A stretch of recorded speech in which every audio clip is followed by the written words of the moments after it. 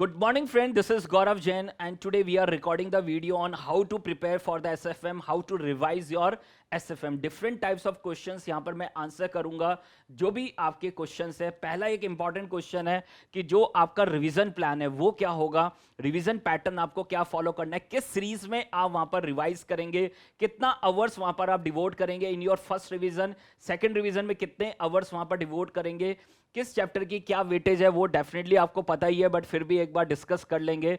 साथ में how to target your examination in your SFM वो मैं यहां पर बात करूंगा। काफी थोड़ा ट्रिकी हो गया एसएफएम का पेपर अगर लास्ट 2 अटेम्प्ट्स के देखें, बट फिर भी लोग परफॉर्म कर रहे हैं और मैं बताऊंगा कि क्या स्ट्रैटेजी आपको फॉलो करनी है जिससे डेफिनेटली आपकी एग्जामिशन तो आएगी कंफर्म है, मैं गारंटी दे सकता हूं आपकी एग्जामिशन आएगी। और आप देख सकते हैं हमारे रिजल्ट तो किसी भी फैकल्टी से ज़्यादा ही हमारे रिजल्ट हैं।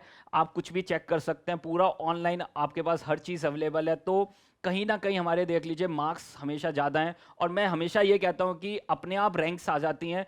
आप अपने मार्क्स को टारगेट करिए, हर सब्जेक्ट में अपने मार्क्स को टारगेट करिए। साथ में we will cover the amendments की अमेंडमेंट्स कैसे आपको कवर करनी है, साथ में जो भी एडिशनल न्यू क्वेश्चंस यहाँ पर आए हैं तो वो कैसे टारगेट करने हैं, तो वो सारा क्राइटेरिया मैं आपको यहाँ पर बताऊंगा इस वीडियो के अंदर। तो बहुत ध्यान से आप इस वीडियो को देखना और डेफिनेटली आपकी जो भी क्वेरीज हैं वो यहाँ पर सॉल्व होंगी। तो ये मेरा एक पूरा पैटर्न है जो यहाँ पर इस पूरी वीडियो में मैं लेके जाऊंगा।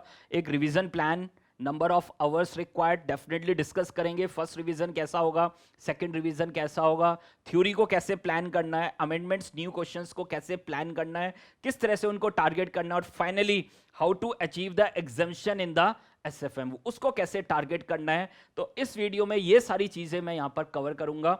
तो देखिए सबसे पहले स्टार्ट करते हैं, this is with the study plan. तो ये एक इंपॉर्टेंट चीज है आपके पास, मैं आपको बहुत क्लियर बता देता हूं कि यहां पर आपके पास अगर मैं आज बात करूं और मई 2021 के एग्जाम को टारगेट करूं तो वी हैव 50 डेज। और आपको जब भी कोई भी रिवीजन करने हैं, कभी भी कोई सब्जेक्ट को रिवाइज करना है या उसको पढ़ना है तो आप अपने डेज को कन्वर्ट कर लो नंबर ऑफ आवर्स में। और ये मैं आपको इसलिए बहुत स्पेशली बता रहा हूँ, काफ़ी लोग अभी स्टार्ट नहीं किया, पढ़ना स्टार्ट नहीं किया और उनको पता है 50 डेज है तो चलो लास्ट के 30 डेज में पढ़ लेंगे। नहीं sir, you can start from today.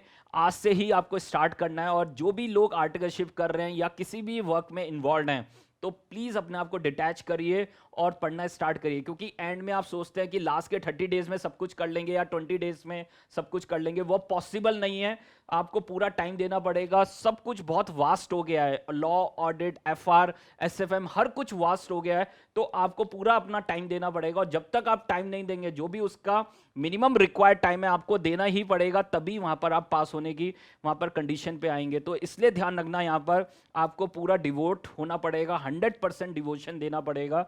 तो इफ यू हैव 50 डेज, अगर आज के दिन आपके पास 50 डेज हैं तो एक दिन में आप मैक्सिमम 10 to 12 आवर्स ही आप पढ़ पाएंगे एवरेज। मैं एवरेज की बात करता हूं और एवरेज अगर एक दिन आप 14-15 भी पढ़ ले तो अगले दिन आपके पास 8 to 10 ही आने वाला है। तो एवरेज 10 to 12, तो आपके पास अबाउट 600 आवर्स एवरेज। तो आपके पास मैक्सिमम कितना टाइम है, 600 आवर्स है। तो ये मैं 50 डेज के लिए बता रहा हूं। अगर आपके पास 60 डेज है, 70 डेज है, 80 डेज है तो आप अपनी स्ट्रैटेजी खुद बना सकते हैं।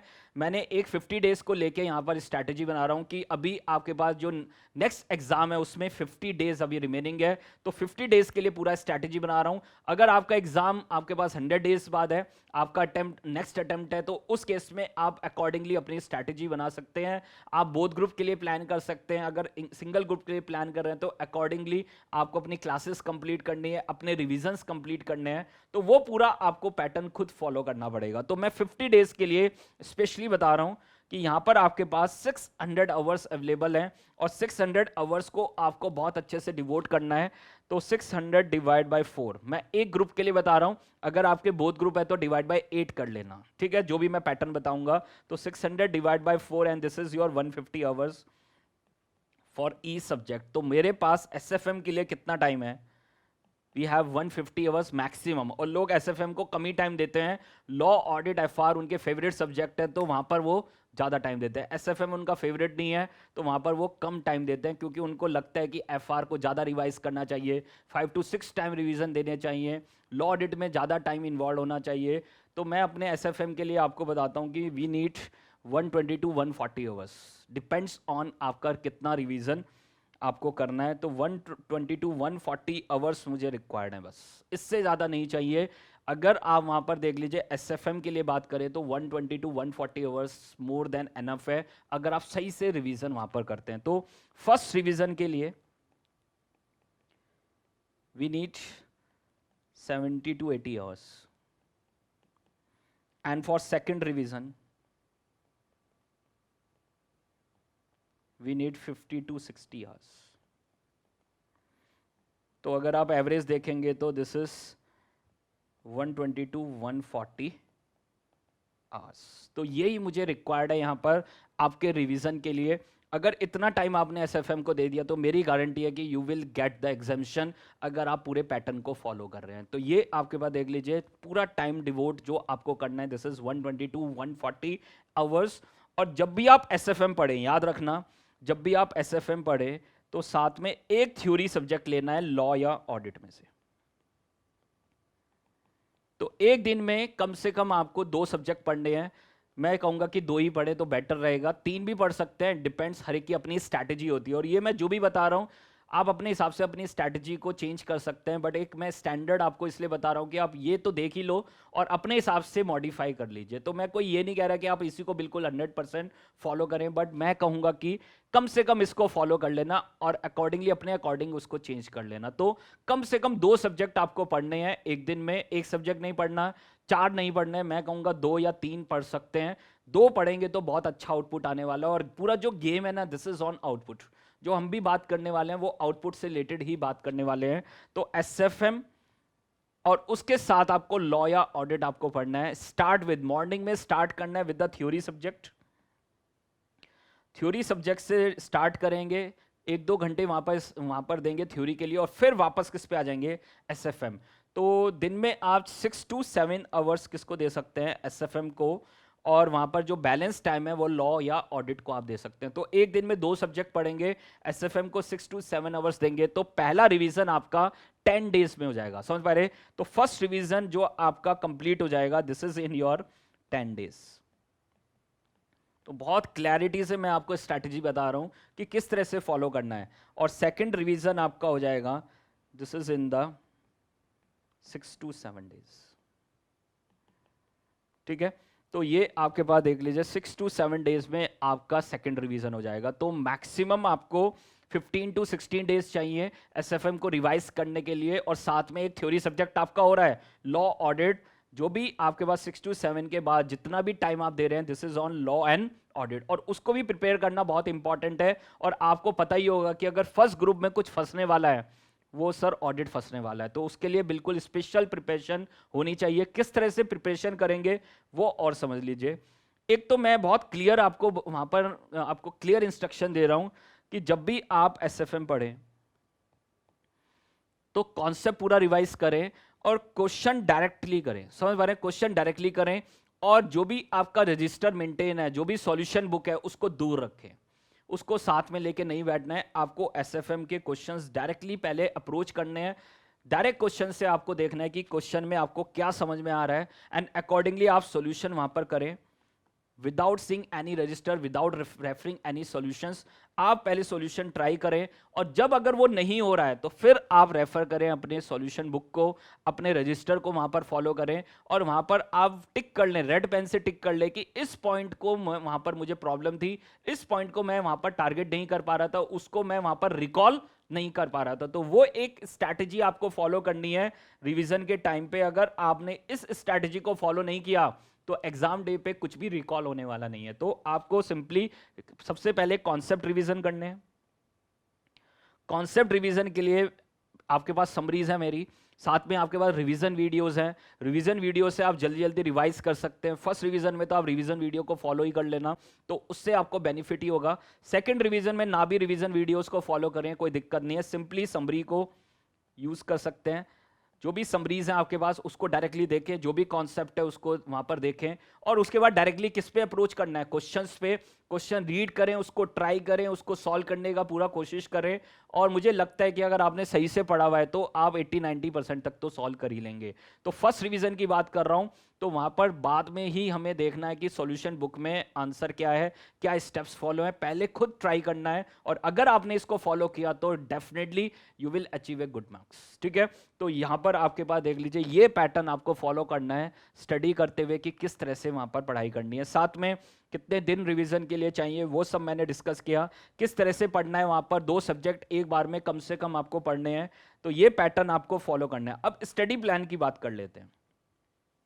स्टडी प्लान में आपके पास सीरीज को क्या फॉलो करना है, क्या सीरीज को फॉलो करेंगे। तो सबसे पहले स्टार्ट विद द डेरिवेटिव्स। मैं हमेशा बोलता हूं, आप मेरी कोई भी रिवीजन स्ट्रैटेजी की वीडियो देख लेना, स्टार्ट विद द डेरिवेटिव्स। आपने भले ही जब स्टार्ट किया था, जब आपने वहां पर कोर्स कंप्लीट किया था, तो आपने स्टार्ट किया था security valuation, corporate valuation, merger acquisition, mutual funds, और उसके बाद आप डेरिवेटिव्स पे आए थे। बट मैं कहूंगा रिवीजन जब आप स्टार्ट करें तो this is from the derivatives. और उसका एक रीजन है, मैं उसका रीजन भी बताता हूं। जब हम स्टार्ट करते हैं तो हम वहां पर स्लो होते हैं, और हमें लगता है कि हर चीज़ बहुत अच्छे से करनी है। और जब आप स्लो होंगे, बहुत सब चीज़ें अच्छे से करनी है, तो आप कौन सा चैप्टर कर रहे होंगे, डेरिवेटिव्स, और उसमें रिक्वायर्ड है, उसमें थोड़ा स्लो होने की ज़रूरत है। फॉरेक्स में थोड़ा स्लो होने की ज़रूरत है, इंटरेस्ट रेट रिस्क मैनेजमेंट में थोड़ा स्लो होने की ज़रूरत है। और they are carrying 30 to 40 marks. Exam में 30 to 40 मार्क्स का ये स्लॉट आने वाला है, और अगर आपका प्रिपेयर्ड नहीं है स्लॉट तो कर लीजिए, अदरवाइज आप पास होने वाले नहीं है। मैं बहुत क्लियर बोलता हूं, लोगों को हो सकता है अच्छा ना लग रहा हो, बट मैं क्लियर बोल रहा हूं, अगर ये स्लॉट आपको नहीं आता तो पास होने की कोई गारंटी नहीं है। मैं आपको पहले बता रहा हूं, आप पास हो ही नहीं सकते, क्योंकि ये जो वहां पर कैरी कर रहा है 30 to 40 मार्क्स कैरी कर रहा है, और डेफिनेटली आपको इसको टारगेट करना है, बहुत अच्छे से टारगेट करना है। तो पहला स्लॉट आपको ये करना है, and this is of 30 to 40 marks. साथ में सेकेंड स्लॉट में आपको जाना है security valuation, corporate valuation, merger acquisition. जब आपकी स्पीड बन जाएगी, आप स्पीड में होंगे, और स्पीड में जब होंगे तो आपके पास चैप्टर होगा security valuation, corporate valuation, merger acquisition, और उसका वेट भी मार्केट एग्जाम में आपके पास कितना है, 20 to 30 मार्क्स। 20 to 30 मार्क्स वहां पर देख लीजिए आपके एग्जाम में आएगा, कम से कम एक एक क्वेश्चन तीनों से आएगा आपके पास। तो उसके लिए आप बिल्कुल प्रिपेयर हो सकते हैं, और यहां पर न्यू क्वेश्चन ही आते हैं, तो इसलिए कॉन्सेप्ट क्लियर होना बहुत इंपॉर्टेंट है। एक एक कॉन्सेप्ट बहुत क्लैरिटी से आना चाहिए, साथ में क्वेश्चंस की प्रैक्टिस, और without seeing, without referring any solution book, आपको क्वेश्चंस की प्रैक्टिस करनी है। तो ये आपका सेकंड स्लॉट है जो आपको रिवीजन करना है।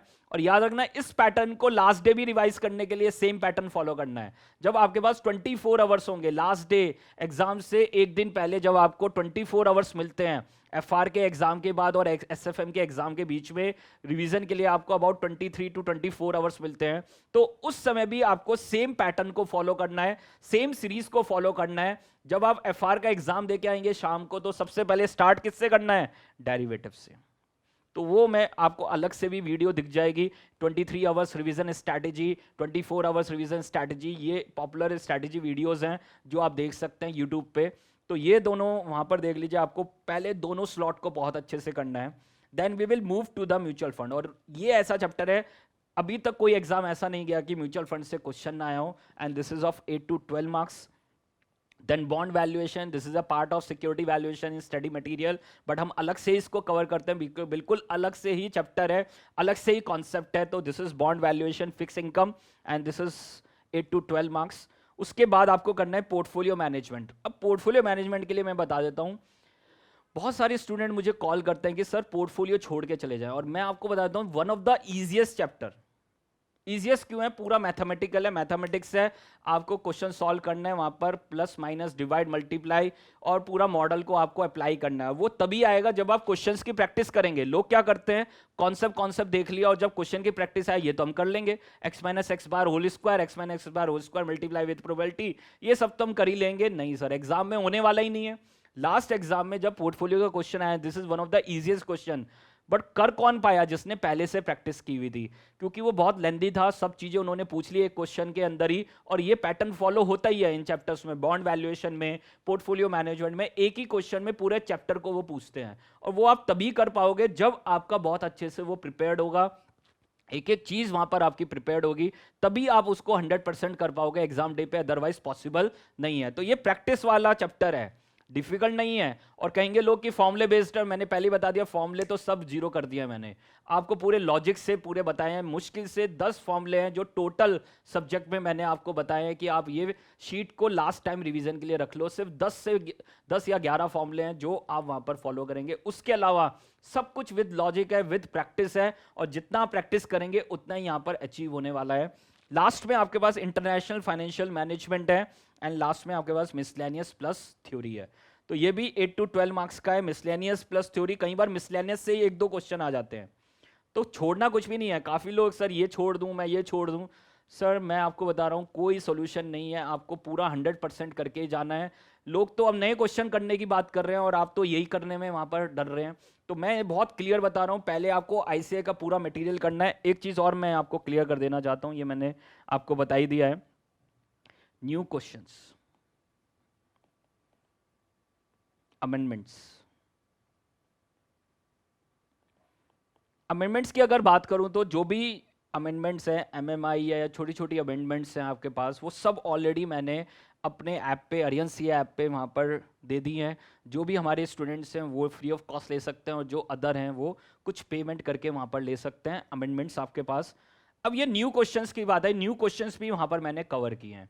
जो भी new variety of questions RTP में कहीं पर भी दिखे हैं, तो वो भी मैंने वहाँ पर न्यू क्वेश्चंस अपडेट कर दिए हैं, तो वो भी आप न्यू क्वेश्चंस वहाँ से कवर कर सकते हैं।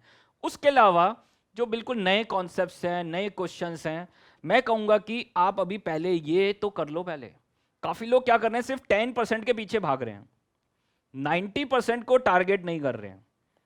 और मैं हमेशा कहूंगा कि this is a professional exam, you should target your marks, और 90% को टारगेट करोगे तो इजीली आपकी एग्जामिशन तो इजीली आ जाने वाली है, ये मेरी गारंटी है। तो लोग एक नए क्वेश्चन के लिए they want to spend time, और जबकि टाइम है ही नहीं हमारे पास, क्योंकि मेरे पास लॉ भी है, ऑडिट भी है, और एफआर भी। और सबको पता है कि ये तीनों कितने वास्ट हैं। एसएफएम भी वास्ट है, बट ये तीनों और मुझे लगता है ज़्यादा वास्ट है, और लोग इस पे ज़्यादा टाइम ही देते हैं। तो हमें एक बैलेंस जरूर बना के रखना है कि एसएफएम, एफआर, लॉ, ऑडिट में एक बैलेंस बने, और चारों सब्जेक्ट में हम पास हों, हमारा टोटल बने। हाँ ये है कि एसएफएम पे थोड़ा एक्स्ट्रा फोकस हो सकता है, बट वो टाइम कंज्यूमिंग नहीं है। एक्स्ट्रा फोकस वो टाइम कंज्यूमिंग नहीं है, टाइम कम ही लगता है एसएफएम में, और सब्जेक्ट में टाइम ज़्यादा लगता है। तो आपको बस एक्स्ट्रा फोकस करना है, वहां पर टाइम कम ही देना है, फोकस ज्यादा रखना है एसएफएम पे, क्योंकि वो आपका 100% टोटल बनाने वाला है। तो ये एक स्ट्रैटेजी अपने माइंड में रखना कि पहले आप टारगेट करो अपने 90% मार्क्स को, 90% मार्क्स को यहां पर टारगेट करो। 90% मार्क्स का मतलब क्या है, यहां पर जो भी आईसीआई का मटेरियल है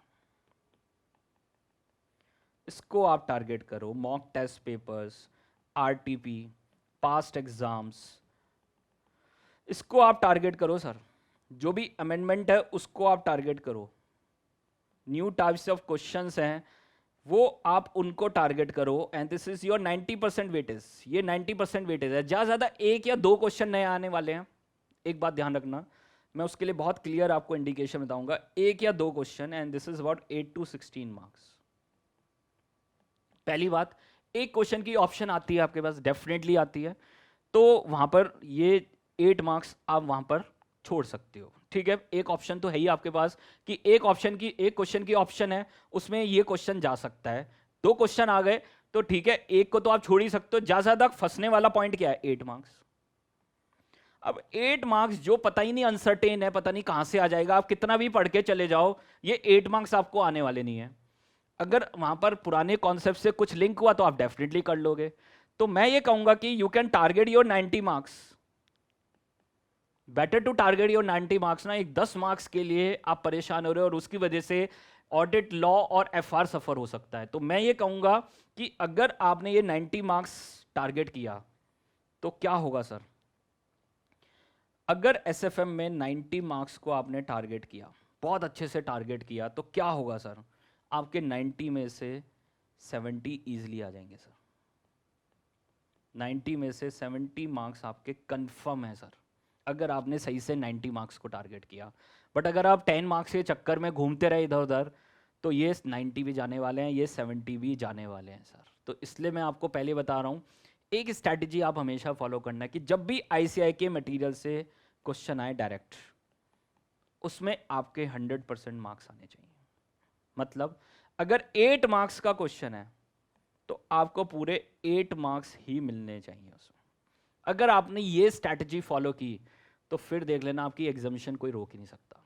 ठीक है, तो ये मैं आपको बहुत क्लियरली कहूंगा कि you should target your 90% marks instead of 10%, because this is a professional exam. IAS में लोग क्या करते हैं, they are targeting their sections, जो भी उनके सेक्शंस है उनको टारगेट करते हैं। तो उनको पता है कि मुझे इकोनॉमिक्स वाला सेक्शन नहीं आता, तो उसको टारगेट ही नहीं करते, उसको छोड़ के जाते हैं। और वो अपने 70 to 80 मार्क्स को ही क्या करते हैं, टारगेट करते हैं। वो वहां पर जो आता ही नहीं है उसको टच ही नहीं करते। तो मैं वही स्ट्रैटेजी आपको बता रहा हूं कि जितनी भी प्रोफेशनल एग्जाम है, everyone should target, MBA, CAT, जो भी आप प्रोफेशनल कंपटीशन का एग्जाम दे रहे हैं, तो you should target your area, अपने एरिया को टारगेट करते हैं। और आपको लगता है कि जो नहीं आता है तो उसको पहले ही छोड़ के चलते हैं। तो मैं छोड़ने की बात ही नहीं कर रहा, मैं सिंपली कह रहा हूं you should follow all the material. ICA material more than 500 questions है वहां पर, इतना भी कर लिया तो मेरी गारंटी है कि एग्जामिनेशन तो आनी आनी है। बस ये ध्यान रखना कि अगर आईसीए मटेरियल से क्वेश्चन आया तो उसमें आपको 100% मार्क्स मिलने चाहिए। लोग क्या कर रहे हैं, 10 मार्क्स के लिए भाग रहे हैं, और वहां पर जब एग्जाम में क्वेश्चन आ रहा है, मान लो डेरिवेटिव से क्वेश्चन आया है, this is from the material, study material से आया या आरटीपी से आया या मॉक टेस्ट पेपर से आया या पास एग्जाम क्वेश्चन आया, और उसमें आपको 8 में से 6 मिल रहे हैं, गलत है वो। 8 में से 8 मिलने चाहिए, वो आपको स्ट्रैटेजी रखनी है, उतने लेवल की प्रैक्टिस करनी है। तो बेटर है वो 10 मार्क्स का जो टाइम है उसको डिवोट कर दो कहां पर, 90 मार्क्स के टाइम पे, और फिर देखना आपकी एग्जामिनेशन पक्की है। तो ये स्ट्रैटेजी फॉलो करो। यहां पर आपको स्ट्रैटेजी से जाना पड़ेगा क्योंकि you have a limited time, 500 to 600 hours है, लिमिटेड टाइम है। स्ट्रैटेजी फॉलो करोगे तभी आपको वहां पर सक्सेस अचीव होगी, अदरवाइज नहीं होगी। तो strategy is very important. Casual behaviour नहीं चलेगा, ये भी कर लो ये भी कर लो, लास्ट में रिवाइज ही नहीं कर पाओगे। ये मेरी गारंटी है, आप जितना मर्जी मटेरियल करते जाओगे लास्ट में रिवाइज ही नहीं कर पाओगे। बिना रिवीजन के कुछ होने वाला नहीं है। एग्जाम डे पे जब तक रिवाइज नहीं करोगे, चीजें हाथ से नहीं निकालोगे, सामने से नहीं निकालोगे, तब तक आपको वहां पर देख लीजिए रिकॉल नहीं होगा। तो लास्ट डे रिवीजन स्ट्रैटेजी भी मैं पूरा अपलोड कर दूंगा यहाँ पर बाद में, जब लास्ट टाइम पे, लास्ट के 10-20 डेज पहले मैं एक लास्ट डे रिवीजन स्ट्रैटेजी भी आपको बताऊंगा कि किस तरह से वहां पर रिवाइज करना है। ऑलरेडी अवेलेबल है 23 hours revision strategy, 24 hours revision strategy already available है यूट्यूब पे, आप अभी भी देख सकते हैं। और पहले ही देख लेना, लास्ट डे कोई स्ट्रैटेजी नहीं बनती, स्ट्रैटेजी कब बनेगी, एज ऑन टुडे। और यही हमने एसएफएम में सीखा है, एवरीथिंग जो भी हम करना चाहते हैं, this is as on today, strategy is always executed as on today. तो वही हम आज कर रहे हैं, जो भी स्ट्रैटेजी हमें बनानी है वो आज ही होगी। तो ये आपको पैटर्न फॉलो करना है, ये स्ट्रैटेजी आपको फॉलो करनी है, अपने 90 मार्क्स को टारगेट करना है। 10 मार्क्स के चक्कर में सब कुछ भूल जाएंगे, कुछ होने वाला नहीं है। तो मैं कोई यहाँ मार्केटिंग करने नहीं आया। काफ़ी लोग मार्केटिंग करने आ जाते हैं, न्यू टाइप ऑफ क्वेश्चंस, ये कर लीजिए वो कर लीजिए। सर मैं कह रहा हूँ आप आईसीए मटेरियल ही अच्छे से कर लो, आपके 70 मार्क्स कंफर्म है, मेरी गारंटी है सर। ठीक है, तो वो मुझे नहीं लगता कि वो सब मार्केटिंग करने से कुछ होने वाला है। सर लेवल 1 में 10 टॉपिक हैं, सीएफए लेवल 1 में, लेवल 2 में भी वही 10 टॉपिक हैं, लेवल 3 में भी ऑलमोस्ट वही 10 टॉपिक हैं। सबका लेवल क्या है, अलग अलग है। पढ़ लो सर जितना पढ़ सकते हो, मेरी गारंटी है कि आप कुछ भी नहीं पढ़ पाओगे। जितना आप अपना फोकस करोगे अपने मटेरियल पे, उतना ही आपको वहां पर सक्सेस मिलने वाली है। और ये खाली मैं एसएफएम में नहीं कह रहा हूं, ये लॉ, ऑडिट, एफआर, सब जगह मैं कह रहा हूं कि आप आईसीए के मटेरियल को फॉलो करें। क्योंकि अभी हमारा टारगेट है कि अपने एग्जाम को क्रैक करना, अपने मार्क्स लेके आना और अपनी सक्सेस को लेना। समझ पा रहे, ये हमारा टारगेट है। नॉलेज लेने के लिए सीएफए लेवल 1 पढ़ो, लेवल 2 पढ़ो, लेवल 3 पढ़ो, जितना मर्जी नॉलेज डेवलप करो, कोई दिक्कत नहीं है सर। तो यही मैं आपको बता रहा हूं कि बिल्कुल अपना फोकस बनाए रखें, आईसीए मटेरियल को फॉलो करें, और जितना फॉलो करोगे उतना ही आपको सक्सेस मिलने वाली है। तो this is about your revision strategy. पूरा मैंने पैटर्न आपको डिस्कस किया है, पूरा बताया कि किस सीरीज को फॉलो करना है। Start with derivatives, forex, interest rate risk management, security valuation, corporate valuation, merger acquisition, then move to the mutual funds, bond valuation, portfolio management, international financial management and miscellaneous theory. पूरा easily आप वहां पर target कर सकते हैं। First revision में आपको 70 to 80 hours देने हैं, नेक्स्ट रिवीजन में 50 to 60 आवर्स आपको देने हैं, और हर चैप्टर वाइज आप दे सकते हैं। तो स्लॉट वाइज आप सिलेक्ट कर लो, पहले स्लॉट में सबसे ज्यादा टाइम आपको देना है। ठीक है, तो स्लॉट वाइज अगर आप देखेंगे तो मुझे 70-80 आवर्स देने हैं। तो डेरिवेटिव्स में this is 7 to 8 hours, forex में आपको this is 15 hours, interest rate risk management 5 hours, तो इस तरह से वहां पर अपने पूरे 70 टू 80 आवर्स को आप डिवाइड कर सकते हो। बट मैं कहूंगा कि आप बस अपना टारगेट बनाओ कि मेरा 70 टू 80 आवर्स का है, इजिली आपका रिवाइज हो जाएगा, ये मेरी गारंटी है। और मैंने बहुत अच्छे से आपको सब चीज़ें पढ़ाई हैं, एक एक कॉन्सेप्ट बहुत अच्छे से पूरा उसके लॉजिक के साथ गए हैं हम, कोई भी मैंने आपको फॉर्मूला रटाने की कोशिश नहीं की है। तो वो सब चीज़ें आप फॉलो करना, और जितना फॉलो करोगे आपको सक्सेस मिलने वाली है।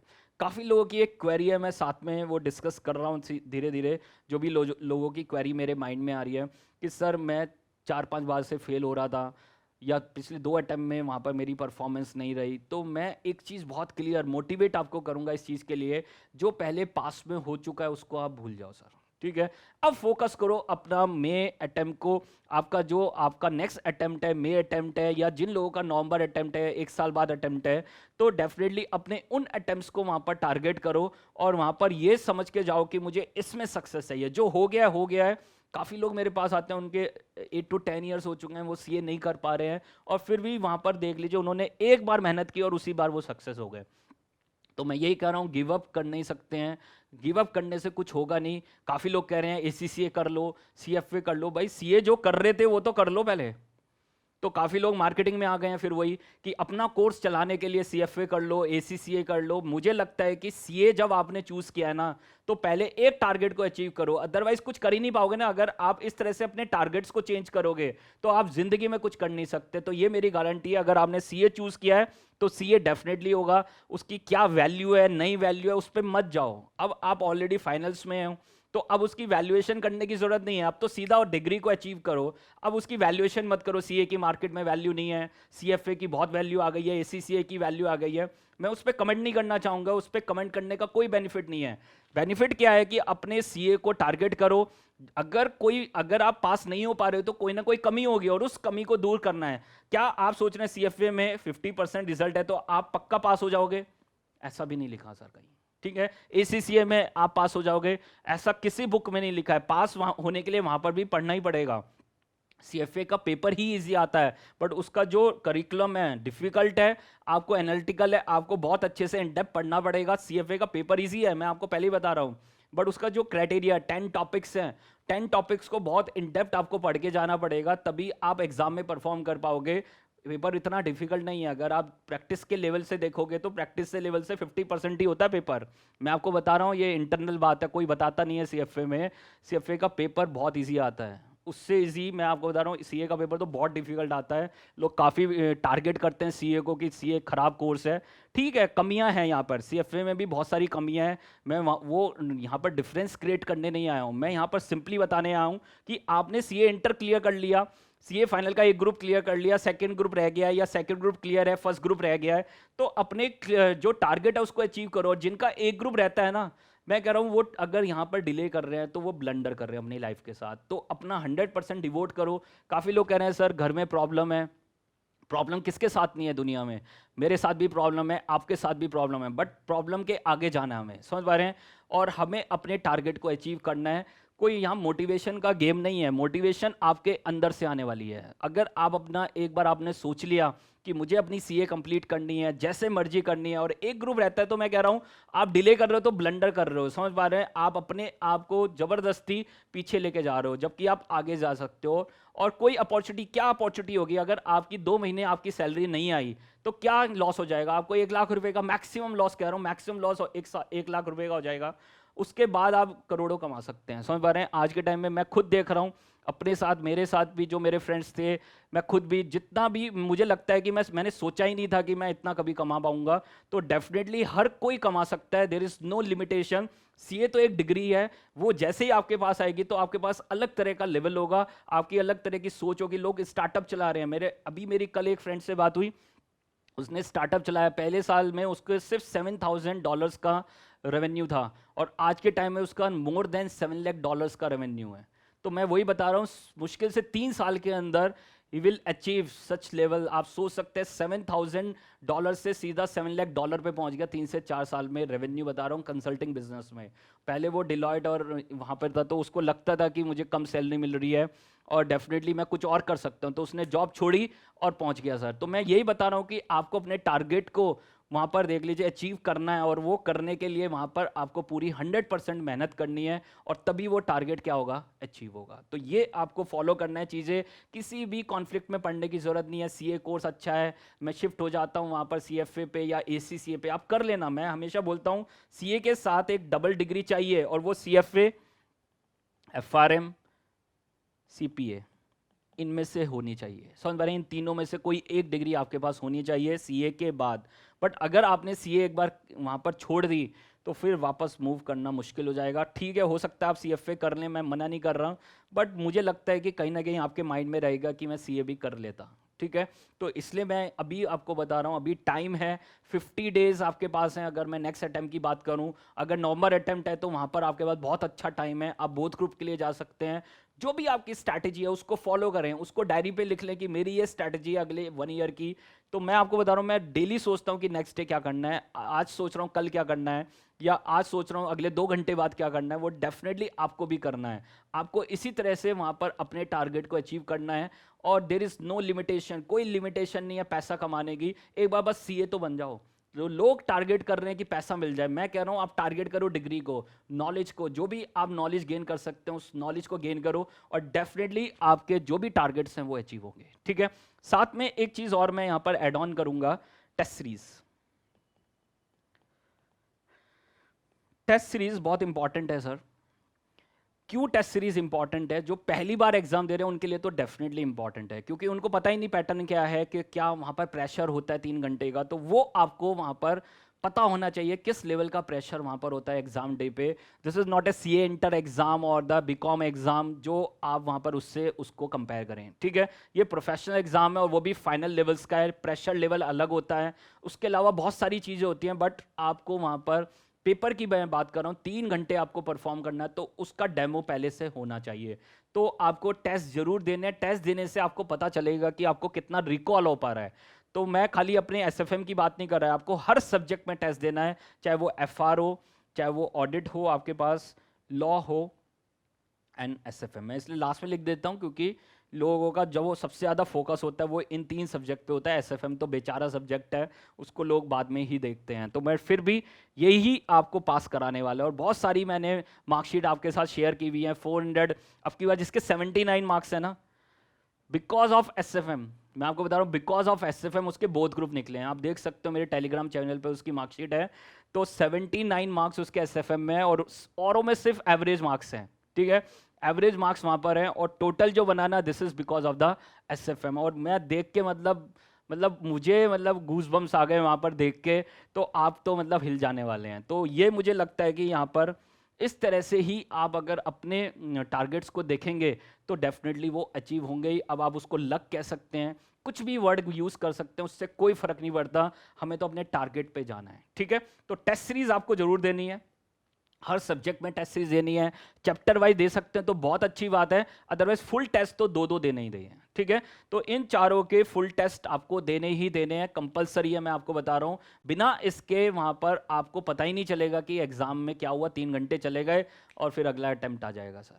ठीक है, तो इसलिए मैं आपको टेस्ट सीरीज के बारे में बात कर रहा हूँ। साथ में 1-2 चीज़ें और हैं जो लोगों की डिमांड थी कि सर फ्री रिसोर्स हमें चाहिए। तो मैं आपके लिए एक तो इम्पॉर्टेंट लिस्ट हर बार देता ही हूँ, इस बार भी दूंगा, इंपॉर्टेंट लिस्ट ऑफ क्वेश्चंस जो भी हैं। तो एसएफएम में इंपॉर्टेंट लिस्ट आपको मिल जाएगी, साथ में अमेंडमेंट्स अवेलेबल हैं, साथ में फ्री रिसोर्स में जो भी मुझे लगता है कि क्वेश्चन डिफिकल्ट है, लोग बहुत ज़्यादा उसके बारे में पूछ रहे हैं, तो मैं उसको यूट्यूब पे डाल रहा हूँ, वो आप देख भी सकते हैं कि नए क्वेश्चन मैंने डाले हैं। साथ में रिविजन वीडियोज़ हैं मेरे पास, रिवीजन वीडियोस आप यही वाली यूज़ करें, कोई चेंज नहीं है रिवीजन वीडियोस में। मैंने अभी लास्ट ईयर ही ये डाली थी रिवीजन वीडियोस, और हर टॉपिक की पूरी रिवीजन है, एक एक कॉन्सेप्ट की रिवीजन है जो आप यहाँ पर देख सकते हो। उसके अलावा जितना भी मटेरियल है, स्टडी जो भी मेरा मॉड्यूल है, क्वेश्चन बैंक है, सॉल्यूशन बुक है, थ्योरी बुक है, theory book is also available on app. हर चीज़ मेरी ऐप पे अवेलेबल है, डाउनलोडेबल फॉर्म में, आप उसको प्रिंट आउट कर सकते हैं।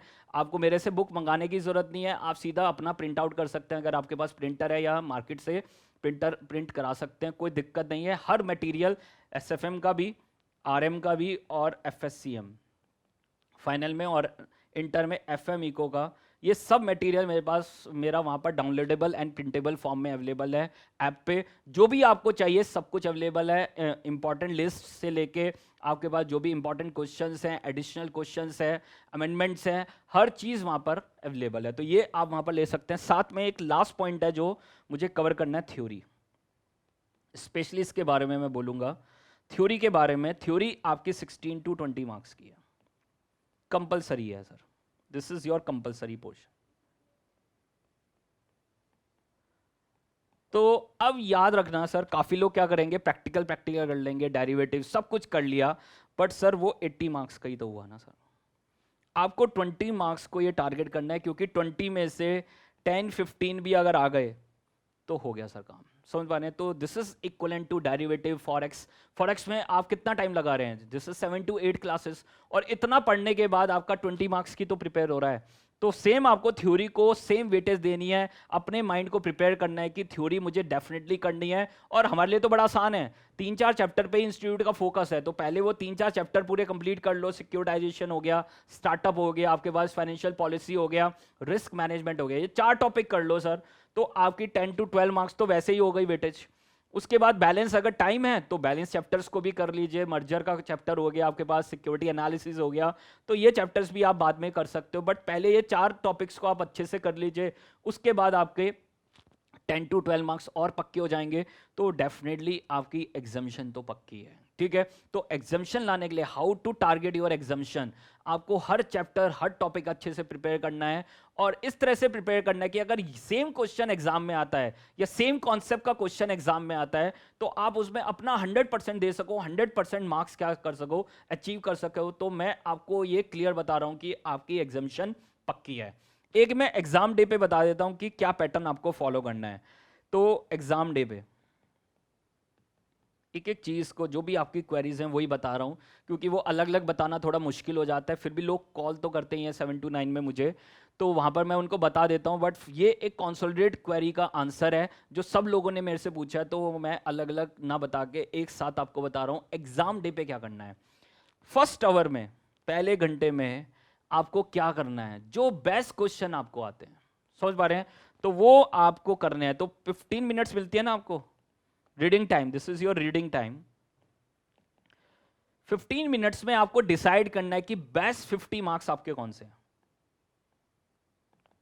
What is your best 50 marks, 50 marks को उनको टारगेट करना है पहले 1.5 आवर में, 1.5 आवर में आपको उसको 50 मार्क्स को क्या करना है, टारगेट करना है। और जैसे ये 50 मार्क्स में आपको 50 में से 50 या 50 में से 40 भी मिले, तो डेफिनेटली समझ पाने ना, गेम आपके कंट्रोल में है, और वही कंट्रोल आपको अचीव करना है। पेपर जितना मर्जी डिफिकल्ट हो, मैं पहले बता रहा हूँ, पेपर जितना मर्जी डिफिकल्ट हो, अब की बार भी जनवरी का जो पेपर आया था 57 मार्क्स का, 56 to 57 डायरेक्ट था सर।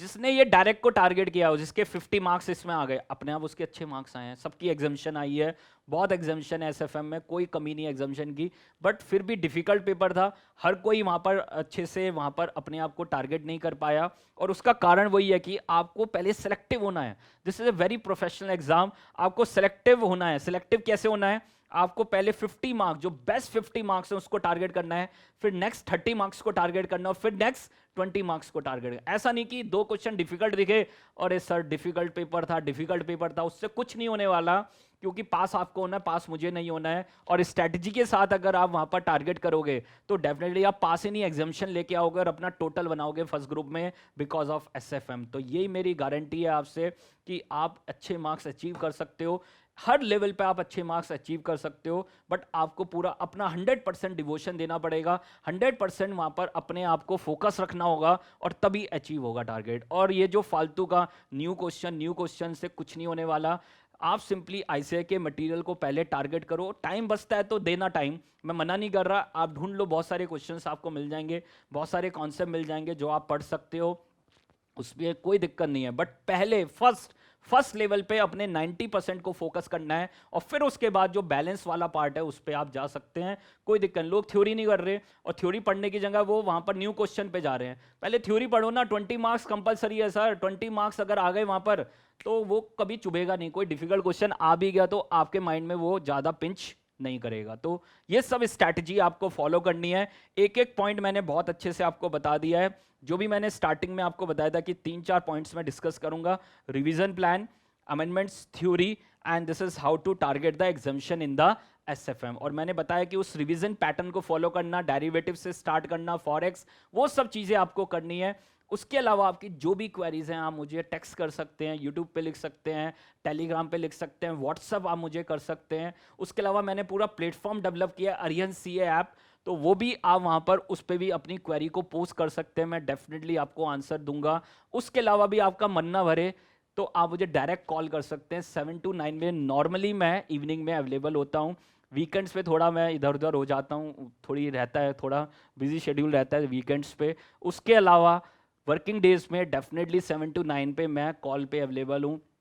अगर किसी वजह से मिस भी हो रहा है तो मैं आपको कॉल बैक कर लूँगा, और बेटर है कि आप मुझे व्हाट्सअप कॉल करें तो बेटर है। कई बार फ़ोन मेरे पास नहीं होता बट व्हाट्सअप मेरे पास रहता है, 8860017983 पे आप मुझे कॉल कर सकते हैं, और डेफिनेटली मैं आपकी क्वेरीज को सॉल्व करने की कोशिश करूँगा। टेस्ट सीरीज़ आपको ज़रूर देनी है, टेस्ट आपको ज़रूर देने हैं, थ्योरी ज़रूर आपको करनी है, अमेंडमेंट वाला पार्ट आपको करना है। जो मैक्सिमम हेल्प हो सकती होगी मैं आपकी करने के लिए बिल्कुल तैयार हूँ। जो भी आपकी क्वेरीज हैं आपको बस पास होना है। मैंने जो भी हमारे स्टूडेंट्स थे ऑलरेडी, पुराने भी स्टूडेंट थे, सबके लिए अमेंडमेंट्स मैंने फ्री कर दी थी। फ्री आप वहाँ पर देख सकते हैं अरिहंत सीए ऐप से। एक एक क्वेश्चन वहाँ पर जो भी नया टाइप का क्वेश्चन था वो सब मैंने अपडेट कर दिया। जो रह गया है 2-3 दिन में वो भी अपडेट हो जाएगा, कोई दिक्कत नहीं है। नेक्स्ट वीकेंड तक सब कुछ आपके पास आ जाएगा। तो ये आपके पास देख लीजिए, this is your revision strategy, how to prepare for the SFM. Thank you very much.